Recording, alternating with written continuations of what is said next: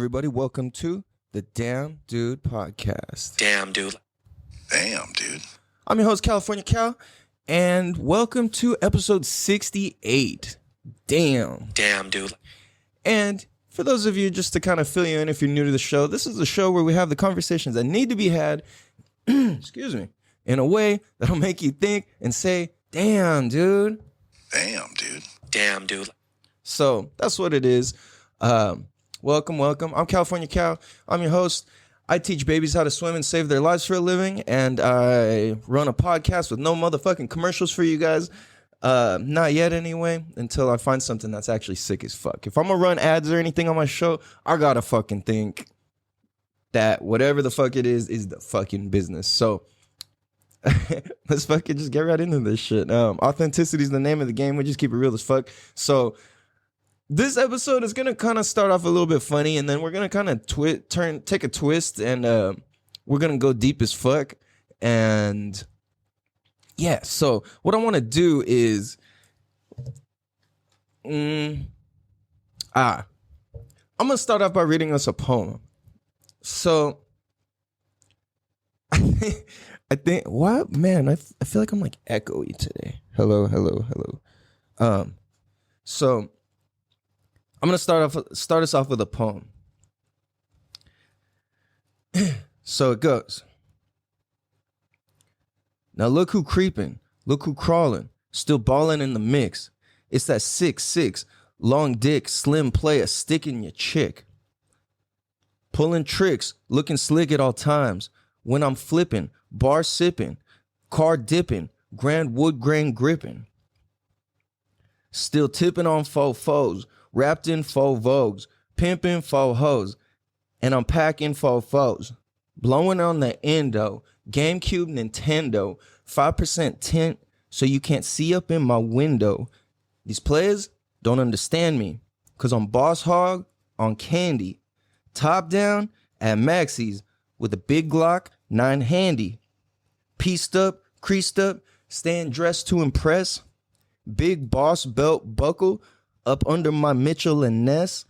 Oh, Gucci shades up on my braids when I escalade. When I'm riding spree wells, sliding like an escapade. I got it made, big boss of the North. Ain't shit changed, I still represent Swisher House. Ha! Damn, dude. And that right there, my friends, is a beautiful piece of poetry written by the one and only Slim Thug.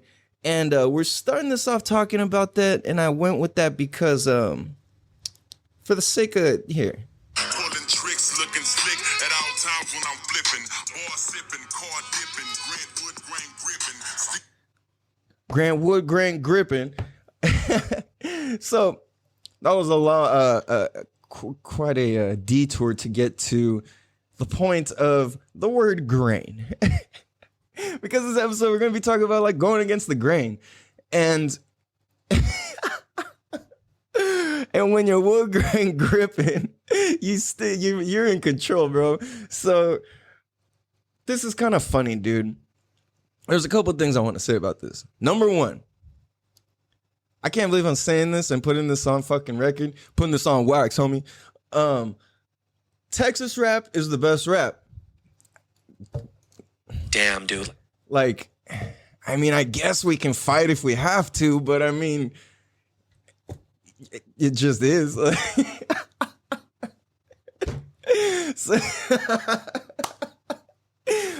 So after you lose this fight, and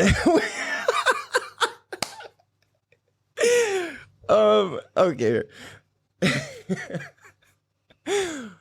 No, really though.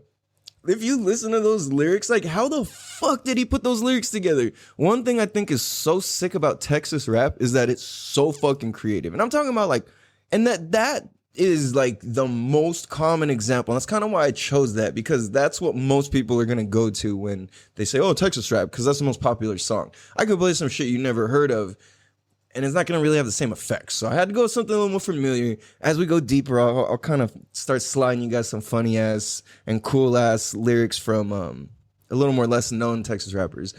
But why I did this because it's like, think about how creative that is. Like, that's such a creative verse. I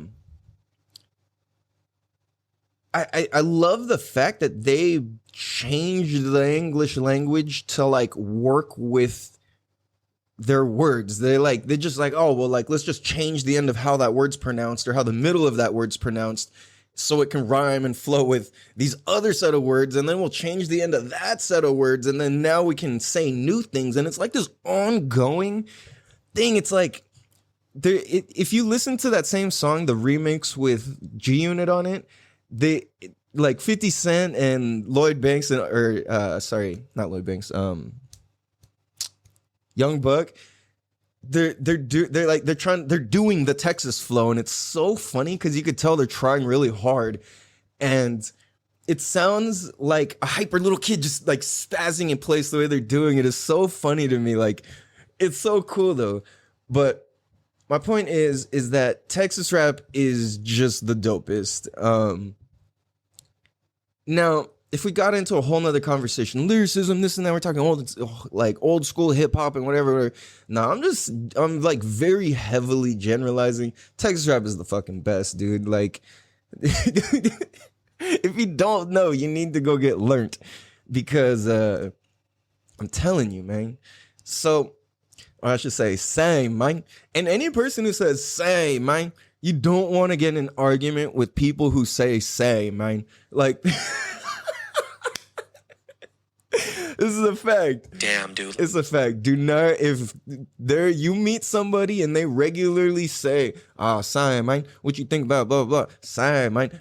Don't get in an argument with people who say, man. They're about their fucking business. I'm telling you. It's the same thing as like, you don't fuck with somebody who, when they tell stories, they say whoop de woo, da da da da da, whoop de woo. Don't start shit with that guy either, because or girl, because they'll fuck you up. Like, it's just a fact. Or there's another phrase like that I'm spacing on. Yada yada yada, not yada yada yada. Da, da, da, da, da. Oh yeah, people who say that, yeah, and then this was like blah blah blah, da da da da da. Like, don't fuck with those guys either. They usually are like pretty serious about this shit. So again, back to the point of grain, against the grain, wood grain gripping. We're going against the grain. Making lyrics and words mean what the fuck you want them to mean, right? I think that shit's cool. It's my favorite thing. My whole life, I've always just made up words and phrases and just like, I don't know, I just kind of had my own language, you know what I'm saying? And there is a point where, oh, it's so funny, dude. Like, I remember me and my homie Skins. What up, Skins? Love you, dude.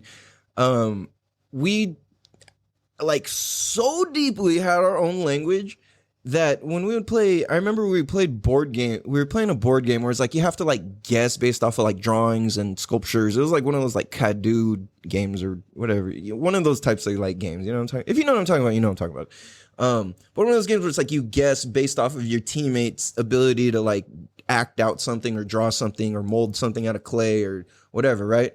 And within like half a second, we're already like, oh, boom, boom, boom, boom, got it, answer. And like, I remember, I think we were playing my mom and Pews. Rest in peace, Pews. And what up, Mom? Judo, love you. And love you, Pews. Rest in peace, bro. I'm pretty sure that's who we were playing. And they were just like, what the fuck? Like, you guys are cheating. We're just like, we know. Like, this is, we're not cheating, but it's unfair. Like, so I've always been a fan of that type of thing. A lot of my relationships have been like, we always have some kind of, I don't know, some sort of thing where it's like weird. It's like not many other people are observing what we're observing, and it kind of creates a unique relationship, and it creates a lot of like funny jokes and this and that and whatever. So I don't know if that's making any sense or not, but so I think it's like you're kind of going against the grain when you do that, because you're kind of seeing things that other people aren't seeing, and you're kind of enjoying life more because like, okay. I was not expecting this to pop in my head. So, for example, as an adult, I'm 35 years old, And when I'm in the gym, in the locker room, I still am like grossed out and giggly by like naked people and like it's like naked old dudes and the conversations they're having. I'm like, bro, like it's bro. It's so gross and it's so funny. It's like, oh, dude, I can't help it, man. Like, I swear, I'm like, are other people just suppressing this, or do they just legit not think this shit's funny anymore? Like, fuck, dude, like, farts and wieners, like, that's always funny, dude. Like, maybe not always, but like, most of the time, that's pretty fucking funny. So, yeah. Damn, dude. Oh, I'm all like giggly on this episode, dude. What the hell? Oh, and you know, I'm kind of going off on a tangent, but I feel like I should put this in there just because.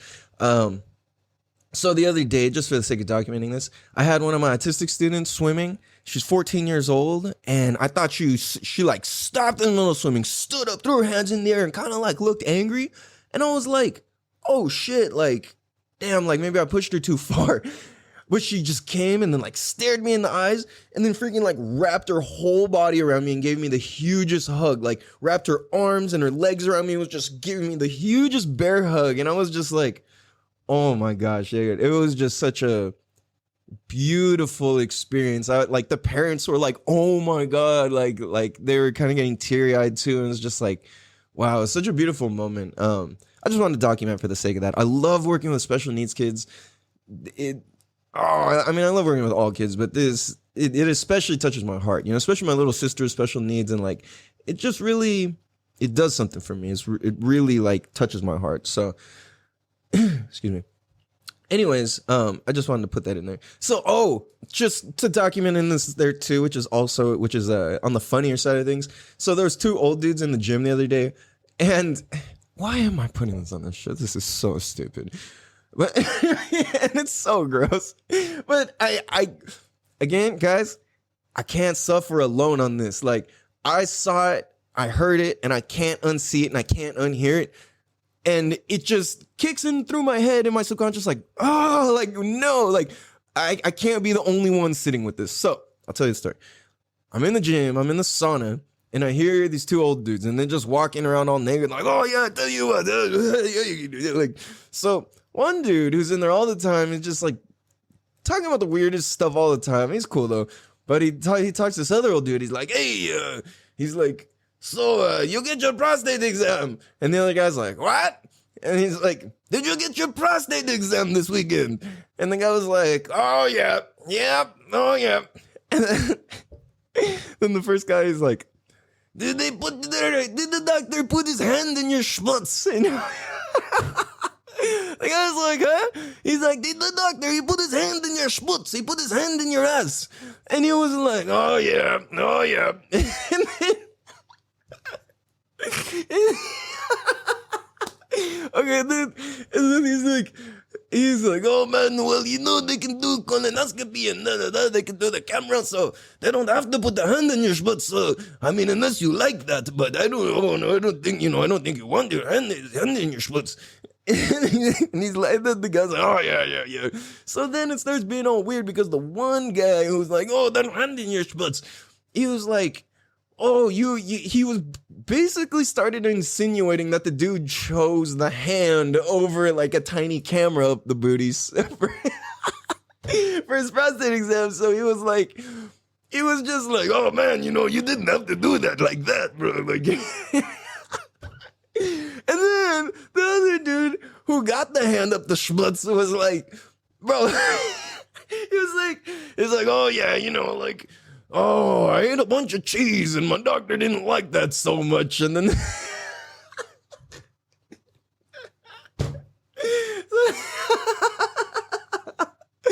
bro, I was in the locker room, I was in the sauna, like,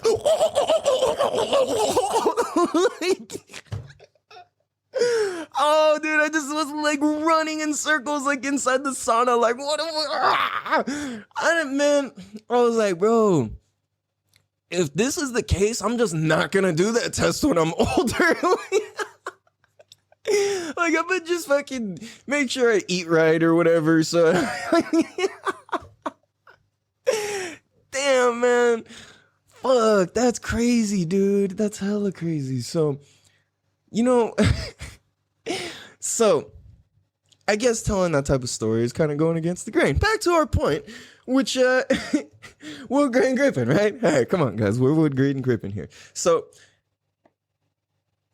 when we go against the grain, if you think about it, in physicalness, going against the grain always equals better.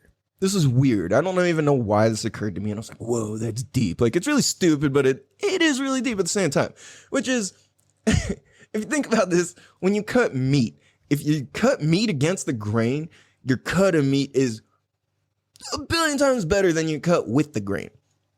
When you cut trees, it works easier. When you cut wood, the saw will actually go through the damn thing. When you rip paper, it actually like rips cleanly when you rip against the grain. When you rip with the grain, it's and it turns all sideways. Like building materials, when you cut with the grain, it's usually all like wacky. And when you cut against the grain, you get a smooth cut. Same thing if you're like sawing fenders on a car or fucking, you know what I'm saying? Or like sanding things or whatever. Like it going against the grain always equals better. Now, I mean, as far as I can think in this moment, but as far as what I wrote down and was studying and practicing about. So going to it, like, I was like, holy shit, like that really is true. That hit me. I'm like, dude, when you go against the grain, shit's just better. And if meat is like that, and trees are like that, and grass is like that, and vacuuming is like that, and cutting materials is like that, then why would it not be like that for our own selves and our emotions, right? Like, why wouldn't we not go against the grain with our emotions? A lot of times we go with the grain with our emotions and end up in wacky, unhappy places. So that's kind of why, like, I feel like I've started getting more comfortable leaning into going against the grain. So it's a trip because, like, I don't know, man.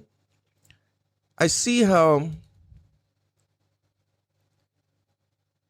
it's so easy to want to be a part of the grain rather than cutting and shaping your own fucking placard or your own design, right? And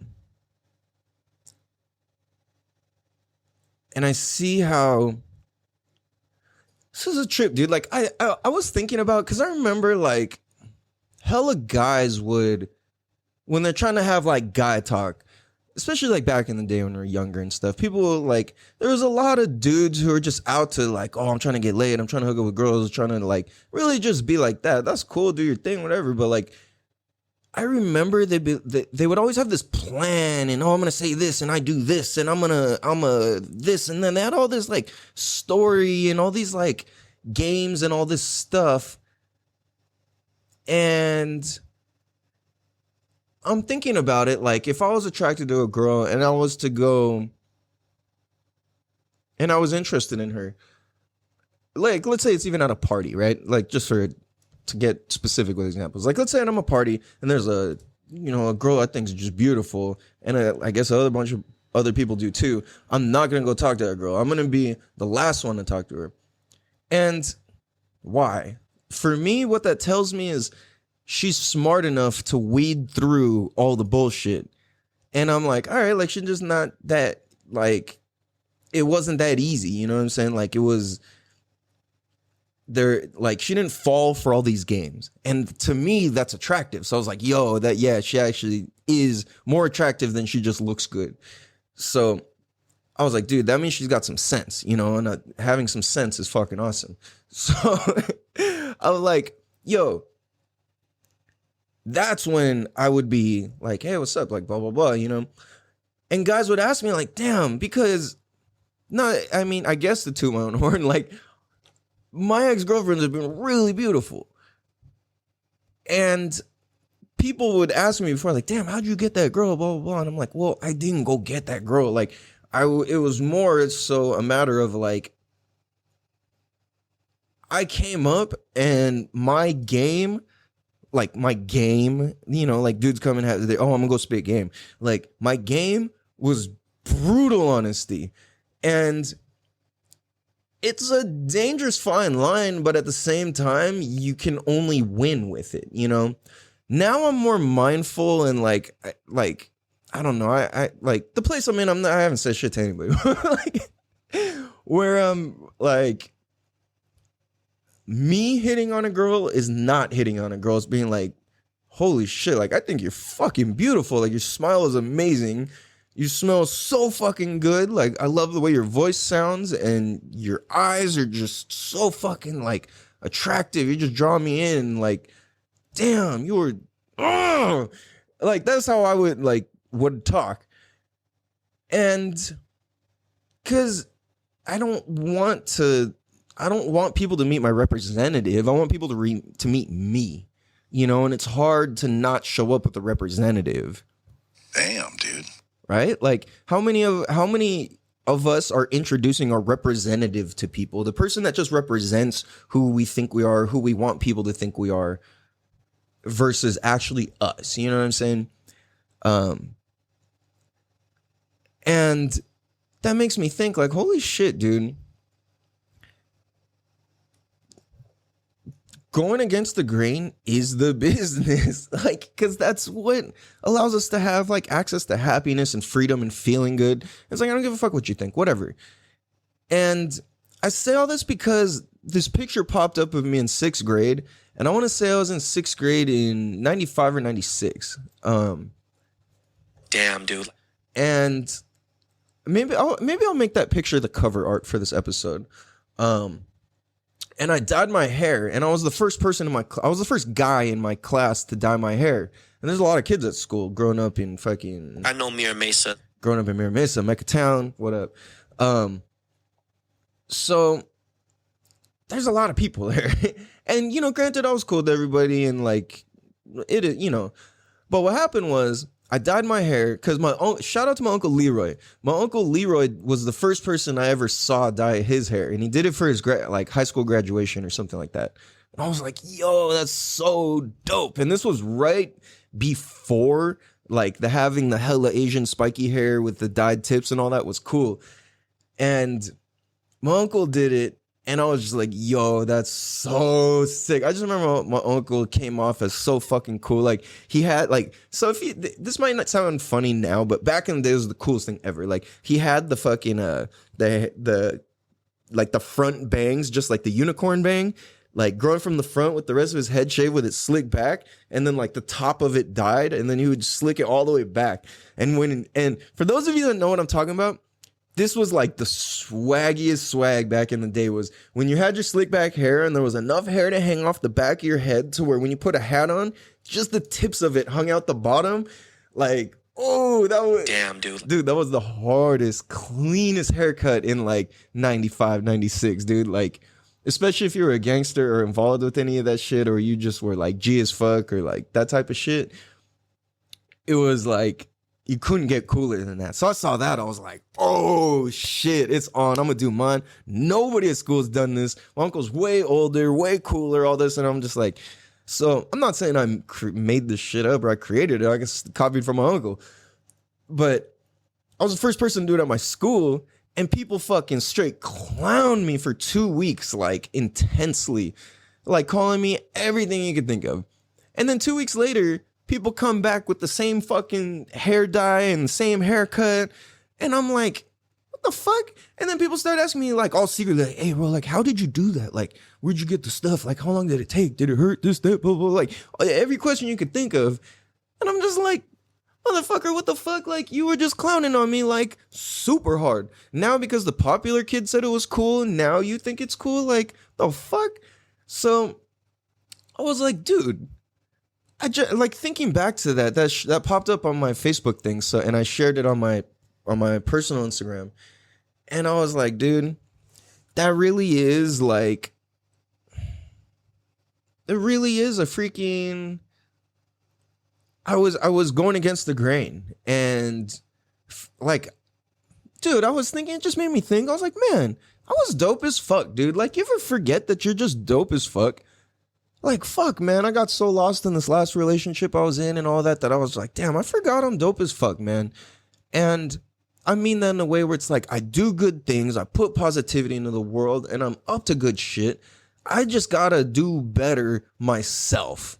You know what I'm saying? And I think that's where it's like, I'm holding back on the world because like I'm like rebuilding and this and that. Maybe that's just a story. Who knows? That's how it feels. But again, I'm like, yo, I metaphorically, I'm dyeing my hair again today, this day and age. That's what I'm doing with this podcast. That's what I'm doing with the shit I share. That's what I'm doing with raising my kids. That's what I'm doing with the decisions and choices that I'm making in this lifetime. Because going against the grain is the fucking business, and that's how we fucking win, man. So on that note, we're going to take a quick break. We're going to be right back. This world we living in, man, it ain't nothing but drama. Damn, dude. What up, everybody? We bicycle. I don't think I'll ever get over it. Nah, that's not true. Maybe. I don't know. I can't stop saying we bike. Like, man, and straight up, that's what implies. If you don't know, I don't even know. I can't even. It's too old and too deep to like be able to explain to you accurately in a way that would make sense. So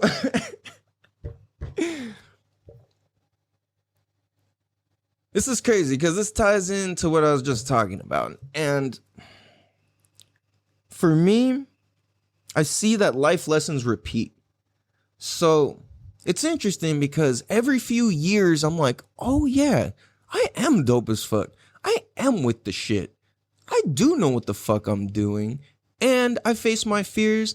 And I also do what I don't know what I'm doing. Damn, dude. And I think that that's a good thing. And I think that that makes a good example for my kids. And that's important to me. So I do my best to, because I don't necessarily have the resources and the finances to show my kids everything and take them everywhere yet. I'm working on it, and I do absolutely what the fuck I can to take them on adventures and exploring and doing new shit. If, you know, a lot of times, especially if you guys follow me on my personal Instagram, which I'm kind of considering making private, kind of not, I don't know. At the same time, why make it private? You know what I mean? Like, if I am who I am in public, I am who I am online. And when I walk around in public, I don't hide. That's not true all the time. Sometimes I do. Especially when I go to Mira Mesa. I'm not going to lie. Sometimes, not sometimes. There has been times where I've done that. I'll say that. But it's not, I don't do that regularly. Because there's been times where, okay, I put this on everything. There was times in life where for me to leave my house when I was living with my parents in Meccatown, I would drive and it would take me like 25 to 40 minutes to get out of my neighborhood. And I put this on everything because I would drive down the street and I would see the first neighbors and the homies kicking it either outside or on the block. And I'm like, hey, what up, blah, blah, blah. We're fucking chopping it up, whatever. I'm just on my way to go to the store, get food, whatever, right? So I'm not necessarily like going anywhere in a rush or needing to be anywhere. So I stop, pull over, chopping it up, smoke a blunt, this, that, whatever. Like, all right. So I'm driving. And then down the street, the next homie. Oh, shit. Hey, what up? What's happening? Blah, blah, blah. Drive down the street, the next homie. Oh, shit. What's up? Blah, blah, blah. And it's just like, and then it's like when you stop and talk for 5 minutes and 10 minutes and 10 minutes and 5 minutes and 15 minutes, all of a sudden you're at 30, 40 minutes. And that shit adds up pretty quick, dude. And legit, there's been times where I was like, yo, I'm going to the store. I'll be right back. Like, I'm going to go get a fucking hamburger or a burrito or fucking Swishers or something to drink or whatever. It literally only takes 5 to 7 minutes to drive to like the closest liquor store if you're just casually cruising, right? And to go into the store, it take about 2 minutes, maybe 3, maybe 7 if you're kind of moseying and just looking at shit. And then another, 5 to 7 minutes drive back home. So it should be like, roughly a 15-minute trip.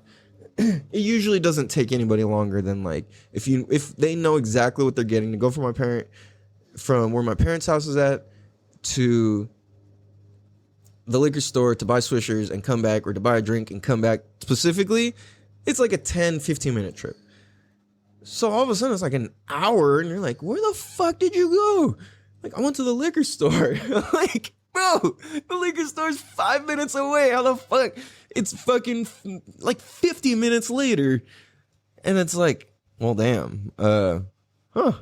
Yeah. You know, it's a trip. So, why am I talking about that? Because talking about, okay, I got it.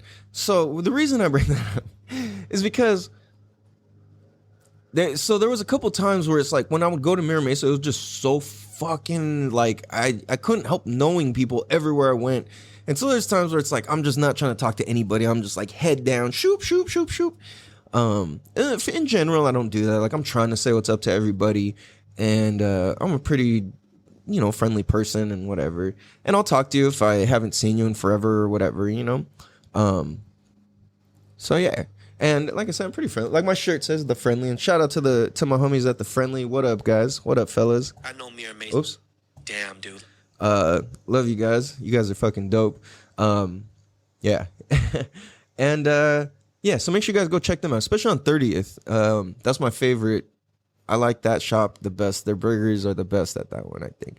You only got one option, but it's the best option. So, and you can get pizza and all that too, but bro, get that fucking burger. The dirty flat top. They don't pay me for this, but they do rep my damn dude stickers. Damn, dude. And they always fucking hook me up and shout me out and everything. So fucking much love, you guys. Go check them out. Every time I post food about them or whatever, people's like, where's that? Where's that? Where's that? Every time I get at least a minimum of three. Every time I post food from there. Where is that? What is that? I'm like, it's The Friendly on 30th. Go there. Tell them California Cal sent you. And California Cal. Yeah. I don't know if they'll hook you up, but they'll be really nice to you. So that's a hookup. You know what I mean? If you go and tell them, hey, like Calvin sent me, the dude with the podcast, California Cal, Damn Dude Podcast, point to the sticker on the napkin holder or the dispenser. Somebody slapped a sticker halfway over my sticker on the dispenser, so I need new stickers. Anyway, I'm like, so what I see, why I just described all of that was to kind of describe this vicious cycle that we get caught in. And a lot of people get caught in this small town, I don't want to call it syndrome, but like mindset or way of being or mentality or something. And basically, it's when, it's like if you're from a small town, and being from Mecca Town, it was a small town. There's the whole like web of OG ass people from there. We all still know each other and we're all still connected and we all still go to parties together sometimes and we all still see each other at the bars and we all know each other. But then you got all this new generation, these people you see on like the Mira Mesa Facebook page and all that shit. Like those people are new. The people who are really from there are the people who are like, bro, like you're complaining a lot about loud cars and you moved to Mira Mesa. Like, do you know where the fuck you moved to? Like, come on, homie. Like that type of shit. And what kind of happens is like we get stuck in what's cool and this person's cool, that person's cool. And so it's like once you start doing something different, there's so much like buzz and bullshit and the word spreads so fast and there's so much chismes around the whole thing that excuse me, it's trippy because like I do my best not to like entertain or talk about other people or hold space to facilitate that. I used to hella back in the day, but now I'm like nah, like I'm not trying to have those types of conversations. So what I see is that mind state keeps us in the same cycle of fuckery. So what happens is when you're in a small town, let's say you're addicted to fucking drugs or drinking or hanging out at the local bar or whatever it is, you're going to keep doing that because it's there in front of you every day and all the time. And the same thing happens with our influences and the people around us. and the same people at the store and the same people at whatever. And we get into this comfortable safety net. And once we're in a comfortable safety net, it's hard to ever leave that. Then once you're in that safety net and you've already committed that you're not willing to leave that net, now what? You're just going to slowly get unhappier over time because you just put yourself into a mental prison, which puts you into a physical prison because you're not going to fucking go anywhere. Now, there's nothing wrong with not... There's nothing wrong with not moving away, but I think there is something wrong. I don't want to say wrong, but like, it's not wise to not go places. It's not wise to not live somewhere else for a little bit. Even if it's in a different part of town, you know what I'm saying? Like, back when my family and I sold everything we owned to move to Hawaii, that was pretty fucking tremendous. Like, to see, look what that did for my life and my kids' life was just like, holy shit, that was a pretty fucking cool example and a cool thing to do, I think. It shows what's possible, you know? So, kind of tying this all together with like, you ever forget that you're dope as fuck? Meaning like, dude, like, remember when you really believed in yourself? Remember when you were like, dude, I'm the shit. I'm going to win this motherfucker. When whatever it was, even if it was just one moment in life, I'm faster than these motherfuckers. I'm going to do the best at this test. I'm going to make this puzzle quicker than anybody. I'm going to solve this fucking riddle. I'm going to solve this puzzle. I'm going to solve this whatever. I'm going to win this game. I can definitely beat anybody at this game. I will school anybody when it comes to, you know, whatever that thing was, basketball, whatever. Like, for me, there was a while where without a doubt, I was the best. I was the youngest, best kid on a BMX bike. And you can go ask about that in Mira Mesa. Dude, the older kids gave me my props. Like, I had the big ramps in my house first. Like, I was going the longest distances. I was doing the biggest jumps. People came later on and went bigger. Shout out to Eric and Eric Bust a Trick if you listen to the show. What up, homie?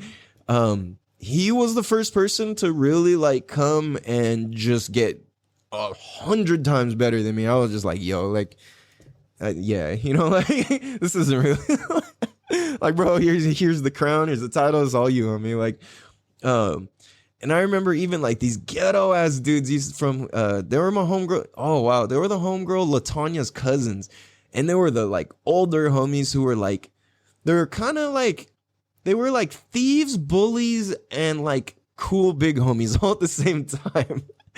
And I remember they would come through talking mad shit, and they had the fucking handlebars all kick forward, and I remember they had chrome dynos with the fucking black mags and skin wall tires and shit. Like, that was like the hood. That was like the hood fella bike, dude. Like, like you watched out for that guy when he rolled up in the 90s. But they would come up and talk all this shit, but then they'd be cool with us. And like, it was one of those things where they would talk shit to like, to challenge us, you know? But if they beat us, then they would just shit on us. And so the thing was, because I was twice as small as these guys and I was airing twice as big and jumping, like, I hold the record for jumping the amount of kids in my neighborhood. You know, according to word of mouth of all the kids in the neighborhood, I could grab at least 20 people who will vouch for it pretty quickly. But I would do that and they would be like, damn, little homie, like this little kid with the fucking mullet. Well, they didn't call it a mullet back then. It was like, damn, this little homie with the long hair, like this motherfucker can fly, bro. Damn. And that was cool. But anyways, I remember what it felt like to be dope as fuck. And I remember I was like, yo, I'm the best at what the fuck I do.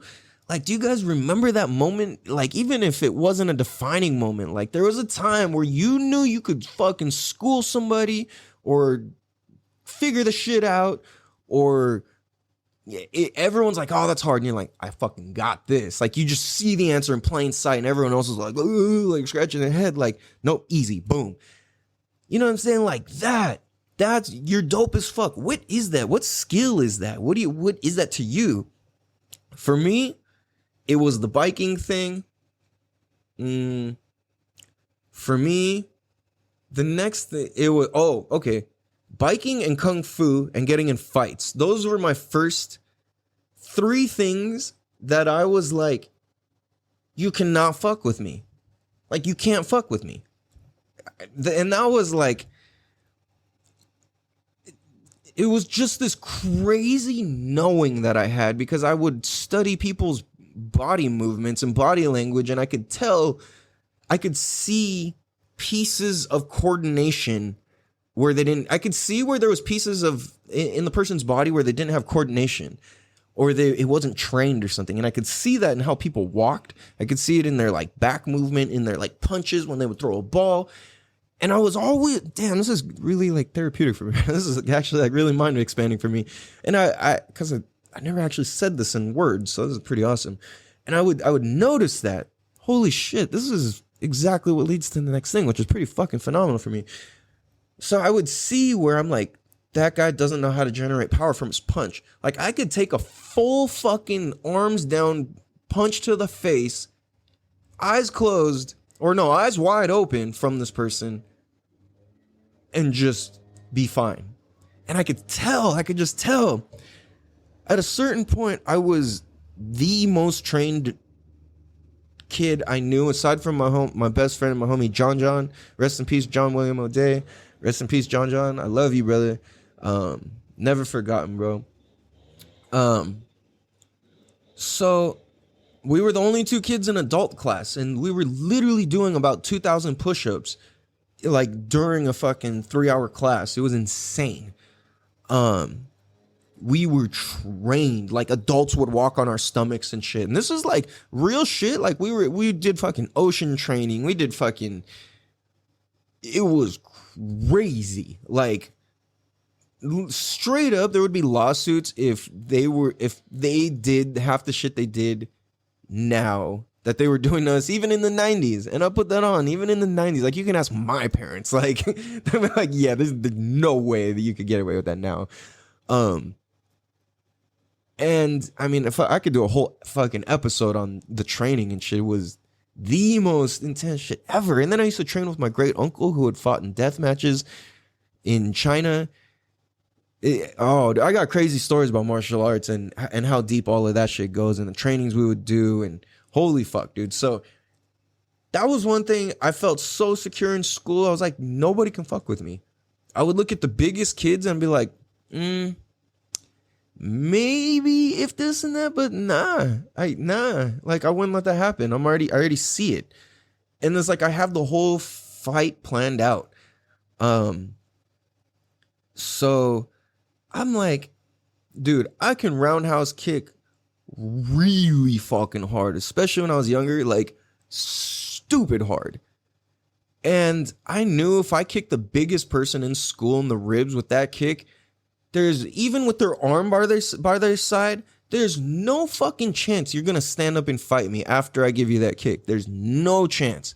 Or like, I was practiced as fuck at spinning back fists. Like, I could whip out a spinning back fist with really good precision, like a mofo when I was younger, dude. So I was just like, if I know I can't just reach you or whatever, you're either going to catch a spinning back fist or you're going to catch like the craziest roundhouse kick you've ever felt to either the knee or the ribs, and or even the head.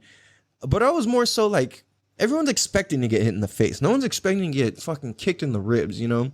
So that was like my backup plan. I mean, I would fight everybody heads up, but like, yeah. Anyway, don't get in fights.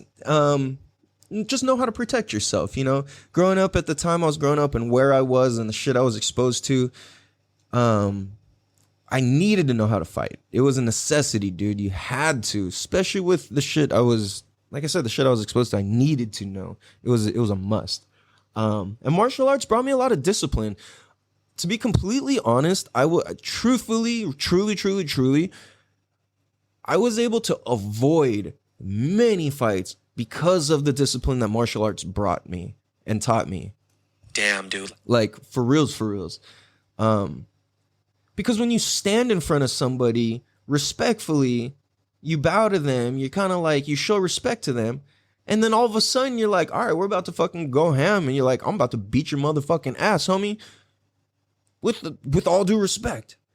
And I think when you know how to do that, like for me, every time I've ever gotten in a fight, it's gone in 100% slow motion. 100% slow motion. And I'm just like Matrix, like shoo, shoo, shoo. Now, as an adult, it's a different story. I'm not in very great a shape, and I'll probably get my ass kicked by a good amount of people. But at the same time, if you let me hit you, it's over. Like straight up, if I get a solid hit, and reason being is because if you see this video, if like you'll eventually see the video, guys, but I'm showing my wrists do not bend. That's literally as far as my wrists bend back. And because my wrists are fused from doing thousands of push-ups when I was a kid. So literally, if you catch a fucking punch from me, you're getting my entire arm punched, not just my hand. Like my wrist is not gonna break on your fucking face or head. And last time I got in a fight, this dude jumped me at the park. Me and my homies, I think I've told this story. Me and my homies were going to smoke a blunt at the park after the gym, and this fucking big ass SA just fucking. There's a whole story. Maybe I'll tell the story another time, but basically, point of the story, dude turns around and just fucking socks me as hard as he can. I fall on the floor. As I'm getting up, he socks me too. I guess I'm telling the story. He socks me.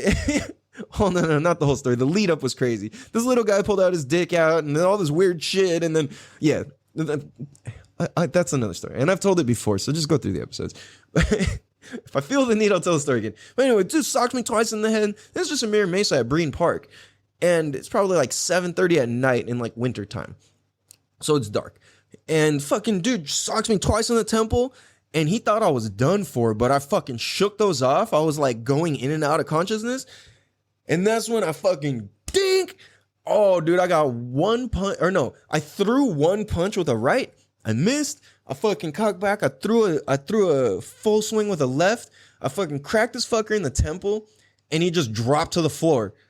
And then I was just like, some motherfucker. And then he gets up and he starts running. And I don't know. And then he was trying to like wrestle me while like running at the same time. And he's trying to grab my, so that happens. And then we kind of end up in the grass. And then, and he's like, I was wearing a big ass Mexican jacket. Well, I just realized that might not be politically correct to say. That's literally like what we called them. If you don't know what I'm talking about when I say Mexican jacket, you're probably not from here. So I guess I'll have some leniency on you guys. A Mexican jacket is one of those like flannel jackets with like the fleece inside, and they're like plaid or flannel, and they're comfortable as fuck. Anyway, and one of the most versatile jackets. Anyways, and mine had a hood on it. It was a big ass one. It was like a triple XL or double XL, and like, so he grabs my whole hoodie and he tries to tie me in my hoodie, in my Mexican jacket. So he's like grabbing it and he's like not letting me punch him because he's like grabbed up everything. So I don't remember if I just shook the thing over my head or if I still kept it on. But I remember I just put him in a headlock and start fucking cracking this fool in the face just over and over and over. And like, and he's trying to like grab me and do all this shit. And he's trying to like he's getting desperate. And it's like, I could feel that he's going to start trying to like bite me or like grab my nuts or some shit. Where like, and I'm like, oh hell no, like, I'm not trying to like cheap fight. And I'm wearing fucking basketball shorts because, like I said, we just got done at the gym. So I put this fool in a headlock after he's trying to avoid me beating, laying him out. And he still thinks he has a chance at this fight for some reason. Like I said, I fucking laid this fool out cold. He gets up and starts running and then tries to grab me and we're wrestling. And then I stopped the wrestling, put this fool in a headlock, crack him probably like 3 times. And I was like, you know what? That's it, motherfucker. And I kind of let him go for a sec. And I just put a full fucking swing uppercut. Bing! Fool just drops out cold on the floor. He's just laying there like with his ass in the air and his face like doing the snail pushing thing like the kids in Hawaii do. And so he's just laying there literally ass in the air and like face down. And I was just like, hey, don't ever fuck with me, my homies or something. And then me and the homies, we ran off and then while my other homies fighting this other little dude who pulled out his dick and all this other crazy shit. It was crazy. And he's like peeing and it was nuts, dude. Absolutely nuts. All we were trying to do was fucking smoke a blunt at the park after the gym, dude. So, you know, why am I telling that story? Oh, because, oh yeah, like, you forget that you're dope as fuck? So, wood grain Grippin, guys. So, dude, so, what am I saying? Oh yeah, like, so I often forget that I am dope at my stuff and what I do. And I was telling the whole story about how, okay, I'm observing people's, like, where they're uncoordinated in their body, right? And seeing weak points, and I was taught pressure points and all this shit as a kid. So I forget as I get older, like, I got confident and all right, like, I can fight. And then I realized, whoa, there's people in the gym, in the bar way fucking tougher than me. There's people out there that'll definitely beat my ass. At the same time, it's like, I kind of got to give up that title. I can't be out here acting like I'll fucking beat up any kid in school or at the club or the bar or wherever. I mean, I don't go to the club or bar, but like, I'm just saying examples, you know? I mean, cause that's where you're bound to meet a tough guy. So yeah. So what I realized is like, dude, I forget that I'm dope at my shit. And I've connected, especially within this episode, that me observing those things about martial arts and people's bodies and pressure points and weaknesses and strengths and all this is exactly what I'm doing, just with a slightly different context to it, to teach these babies to save their lives now.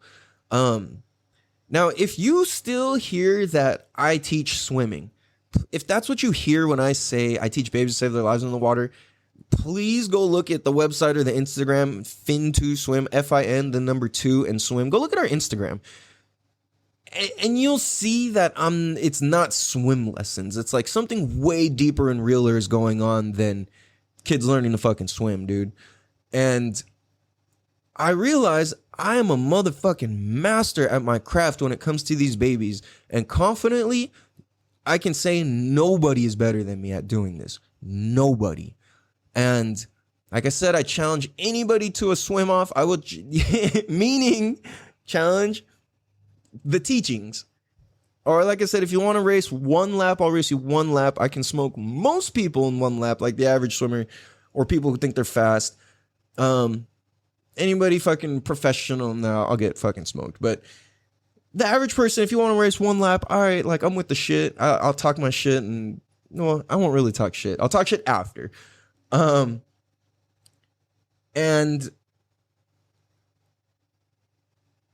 dude, I realize I am the fucking man when it comes to teaching these fucking kids and old people. 100% I have the baby magic. I have the old people magic.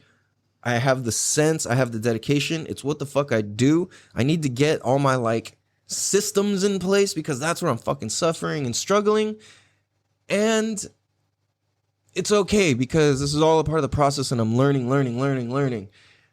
And I'm learning to break these cycles. I'm learning to shake that small town mentality. I'm learning to even metaphorically shake that. I mean, I guess that's our metaphor already, but I'm learning to dissolve those and learn myself as a new person and create myself as a new person continuously, not in this, oh, I changed up type of way. Cause there's a lot of people that talk about that, but hell yeah, I changed up. I'm getting better, man. Like every day I'm trying to get better. And you know, that's something that Slim Thug says too. It's like, they say, hey, Slim, they say, hey, Thug, they say you change. I say, damn right, every day I'm getting better. Like, hell yeah, man. Like, if you're not getting better every day, what the fuck are you doing? Now, that's not to say, you know, like, taking your time off is getting better. So I encourage a lot of you to take a fucking vacation, too, because a lot of motherfuckers need that shit. Sorry, just had to check the time thing quick. So, as long as we work to keep getting better and break that fucking cycle, and how do we break that vicious cycle? For me, I'm trying to break that vicious cycle around finances, man. Even the way I'm saying this, Oftentimes during the winter, I fucking struggle, and I'm not trying to do that. I'm not what I'm creating is abundance for my winter time, my off season. I'm gonna create no off season. I'm creating going hard, working hard. So what I'm gonna do is get off this motherfucking microphone, get on my phone, respond to some texts and calls, and get some fucking business generated because shit's been slowing down, and I need to fucking step up, man up, and do this fucking shit. So on that note, I hope you guys enjoyed this episode. Make sure you like, share, tell a friend, and hope you guys have a beautiful day. Damn, dude. Much love. Rooster Tail, take us out. Have a beautiful day, guys. Love you guys. Peace. 90 miles push away, and I don't wanna be here for days. And we serve my 38. Now the sun touches your face, not the beach, not the ooh. The last one to be.